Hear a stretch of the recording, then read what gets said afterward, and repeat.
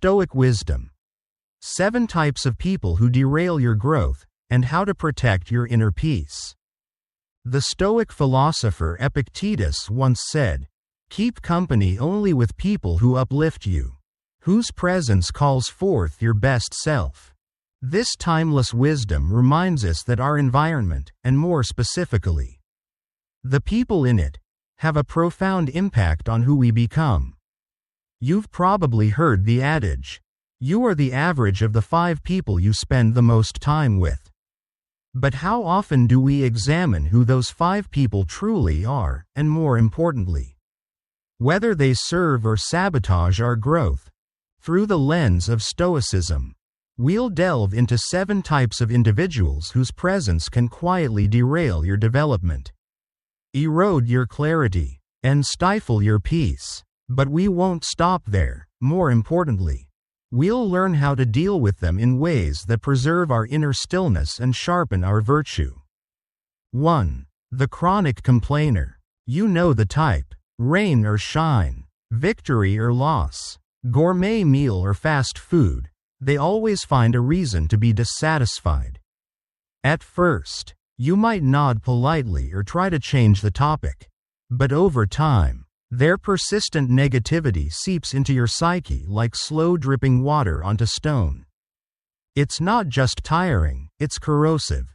Being around chronic complainers consistently chips away at your sense of agency and gratitude.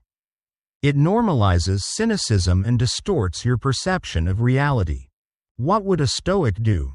First, if possible, limit your exposure. If you must engage, say, they're a coworker or family member, mentally create a buffer. Imagine their words like gusts of wind passing by a solid rock. You are that rock. A powerful technique is redirection. When they rant, respond with something like, "What's something we can do about that?" Stoicism isn't about shutting people out, it's about leading by example. And sometimes, example is the best medicine for chronic negativity. 2. The drama magnet. Picture your life as a calm lake, smooth, reflective, serene. Then, someone cannonballs into it, sending waves crashing in every direction. That's the drama magnet. They are magnets not for attention, but for chaos. Constant arguments, emotional roller coasters, never-ending feuds. And once you're in their orbit, their turbulence becomes your own. Their chaos is deceptively infectious. You may start taking sides, offering advice, becoming emotionally entangled, only to realize you've inherited stress that was never yours to begin with. To counter this, embrace reflective listening. Rather than intervening or advising, simply mirror their emotions. Sounds like you felt hurt by that. This creates space without creating conflict. Next, protect your time. Set digital boundaries. Create focus zones where drama isn't allowed in. As Seneca said, true happiness is to enjoy the present without anxious dependence on the future. And that means steering clear of emotional storms that aren't yours to weather.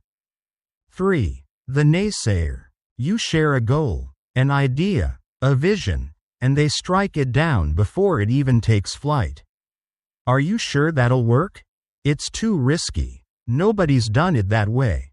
These aren't mentors offering caution. These are voices of fear disguised as logic. To disarm them, try a technique called reframing by inquiry. Instead of defending your dream, ask them, "Interesting thought. How would someone in my shoes make this work?"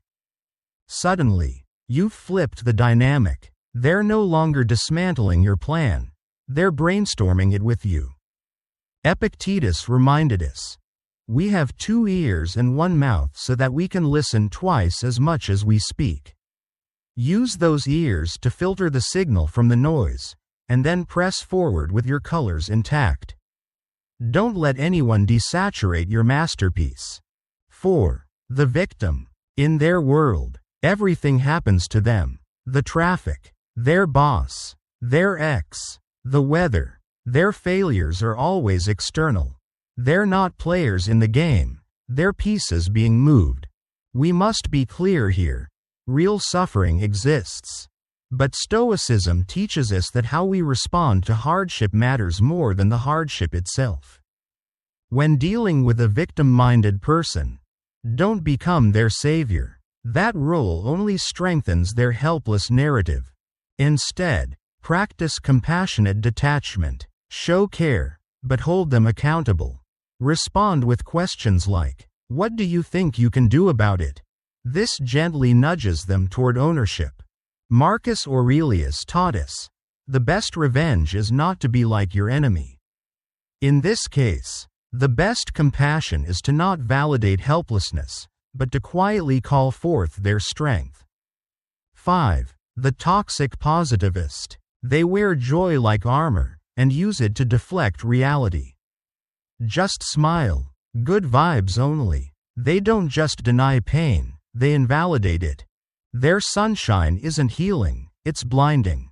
You walk away feeling worse.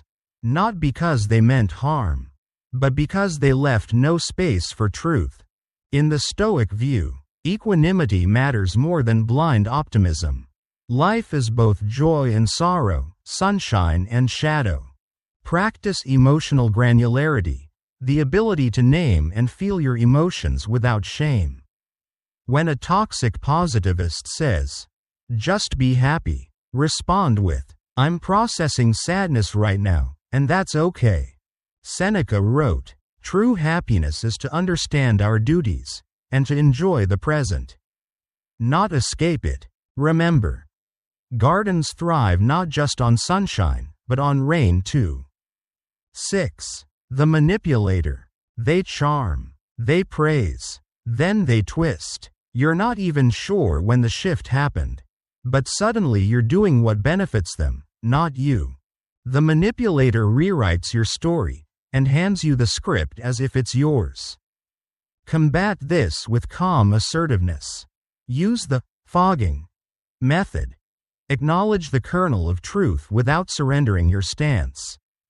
For instance, if they say, "You're doing well, you can help me out," reply, "You're right, I've worked hard, and I have to stay on track with my budget." Set boundaries, clearly, consistently, not with anger, but with clarity. As Epictetus said, you may not control all events, but you can control your response. Hold the pen of your own narrative. Rewrite what matters. 7. The time vampire. Time, the currency of life. And yet, some people drain it without remorse. They may mean well, but they call during your focus hours. Invite you to events that exhaust you. Pull you into conversations that go nowhere. It's not always malicious, but it's always expensive. Apply structured boundaries. Use the Pomodoro technique to protect work sprints. Set digital, do not disturb, hours. Say no, gracefully, honestly. Seneca wisely noted, life, if well lived, is long enough, but for it to be well lived, your hours must serve your purpose. Think of your day as a symphony. Every yes must be a note that contributes to your melody. Don't let someone else play off key in your song. Final reflection. It's easy to spot these people in others. Harder to spot them in ourselves. Are we, sometimes, the complainer, the manipulator, the victim? Stoicism invites us not just to guard our peace, but to examine our reflection. To adjust with virtue, to act with integrity. Which type challenged you most today? Let me know in the comments. Let's walk this journey of wisdom together. Until next time, stand firm, breathe deeply, live freely. The Stoic path is not always easy, but it is always yours to walk.